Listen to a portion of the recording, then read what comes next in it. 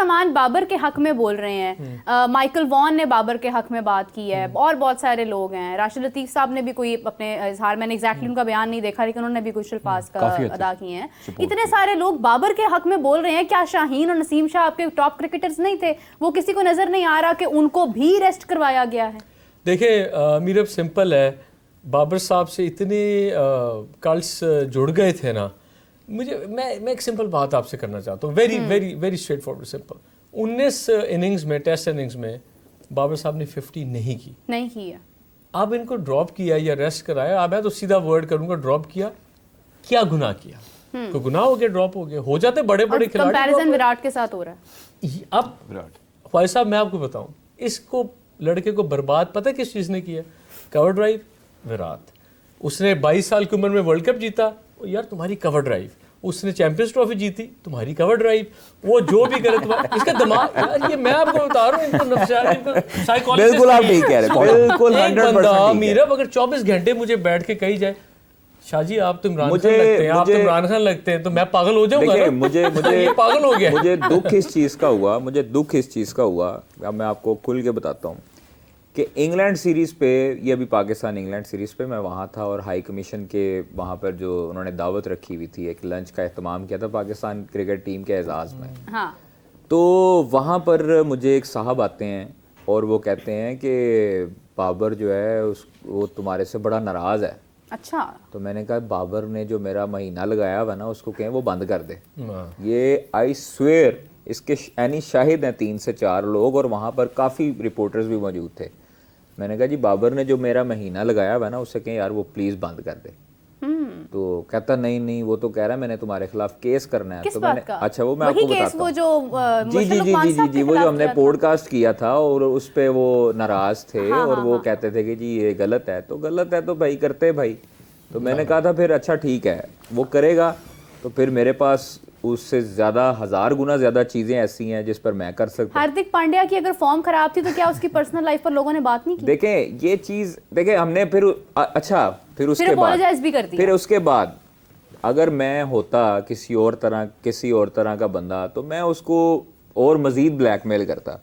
मेरी वो आदत ही नहीं है ब्लैकमेल करने की। हम अपना काम करते हैं, हमारा कोई लेना देना पर्सनल नहीं है बाबर आजम के साथ। मेरा कोई ज़ाती लड़ाई नहीं या ज़ाती कोई फ़ायदा नहीं है, ना मैंने पहले उठाया तो ना मैं अब उठाऊंगा, ना किसी प्लेयर से पहले उठाया तो ना अब उठाऊंगा, ये सबको पता है।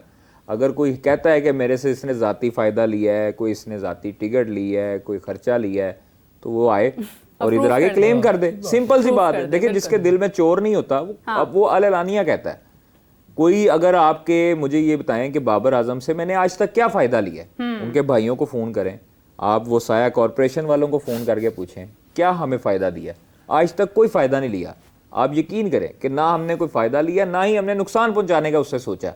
लेकिन अगर एक बंदा ये इतना एक, जिसे हम अपनी टिपिकल उर्दू ज़ुबान में कहते हैं तोता चिशम होना, ठीक है, एक बंदा एक ऐसे माथे पे आंखें रख ले एकदम, अगर आपके बुरे वक्त में किसी ने साथ दिया हो ना तो आप उसको नहीं भूलते, याद रखना चाहिए, आप उसको नहीं छोड़ते। देखिए ये ज़र्फ वाले इंसान की निशानी होती है। मैंने हो सकता है उसकी खातिर क्या क्या कुछ बर्दाश्त किया हो, लेकिन आज तक हम लोगों ने कुछ बोला नहीं है। क्योंकि हम नहीं चाहते कि यार एक नेकी कर दरिया में डाल। बात जरूरी नहीं है कि हर बात जो है वो बंद दरिया पे लाई, लेकिन एक बंदे को खुद भी शर्म होनी चाहिए कि अगर आपके वो बुरे वक्त में खड़ा हुआ है, साथ दे रहा है, तो कम से कम उसका ये लिहाज करना चाहिए। उसको ये आपको रिवॉर्ड नहीं देना चाहिए कि मैं उसके खिलाफ केस कर दूंगा, तो मैं तो उसके साथ ये कर दूंगा वो कर दूंगा। तो करे भाई।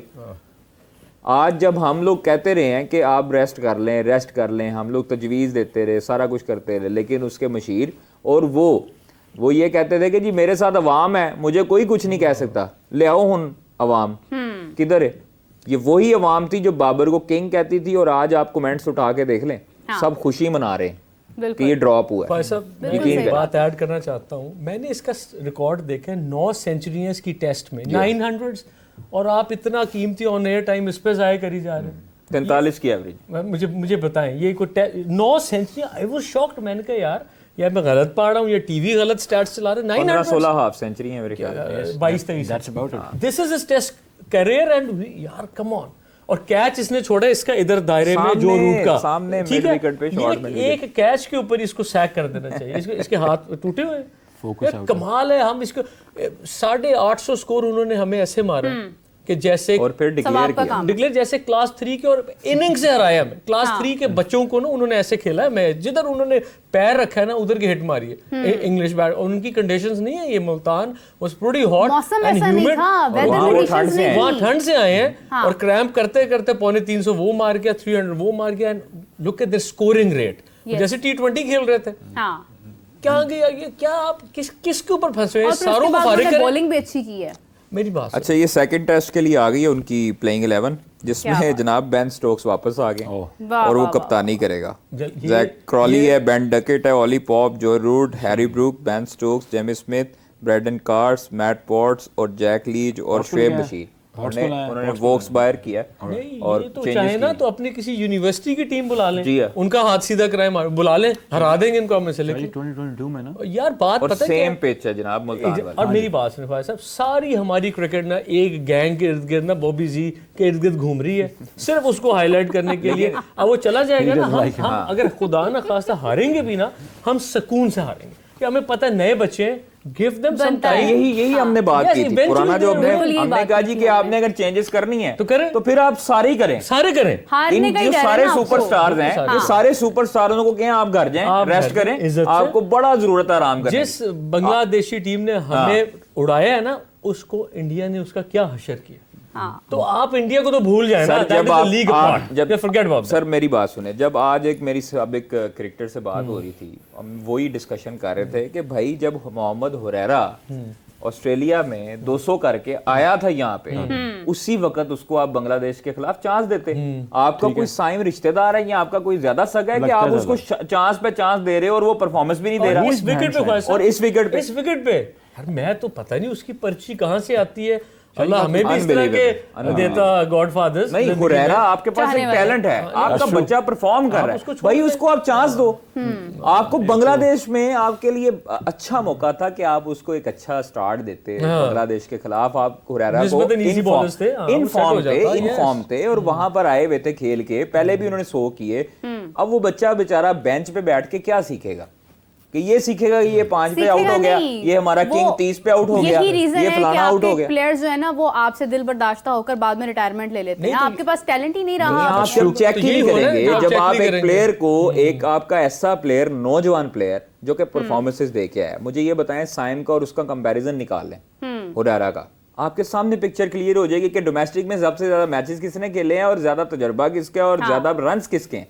बिल्कुल। आप हुरैरा को इसी तरह बेंच पे बिठा के जाया करेंगे जिस तरह आपने ताबिश खान को बड़े अरसे के बाद 35 साल की उम्र में डेब्यू करवाया था रावलपिंडी में, और उस विकेट पे करवाया था जिधर जो है वो बॉलर्स की बेचारों की मौत है, इधर सीधा बॉल पड़ता है। ये तो हमारी हिस्ट्री ऐसी है, ये तो हिस्ट्री है। ये जो आपका स्पिनर था एनक वाला नजर की, 35 ओवर की है, इसको पक्का पक्का रेस्ट दे दें इस काम से हमेशा के लिए। वो चाय बनाता है, अच्छी बनाता है। वो फिर चाय बनाए, उसको पक्का पक्का फारिग करे। इन लड़कों को, अब ये जो बाबर साहब है ना, इनको ऑस्ट्रेलिया के लिए भी पक्का रेस्ट दे। ये मेरे जिम्बाब्वे के लिए वापस आए, बस ये सर उसको रेस्ट ऑस्ट्रेलिया में देना चाहिए। जब जिम्बाब्वे की कोई सीरीज आए ना, इसको वापस बुला लें। ऑस्ट्रेलिया में इसका रहा सा जो भरम है ना, वो बिल्कुल उतर जाएगा। आप नए लड़कों को करें, आखिर ये गिरने के बाद ये संभलेंगे, इन्होंने नहीं सुधरना।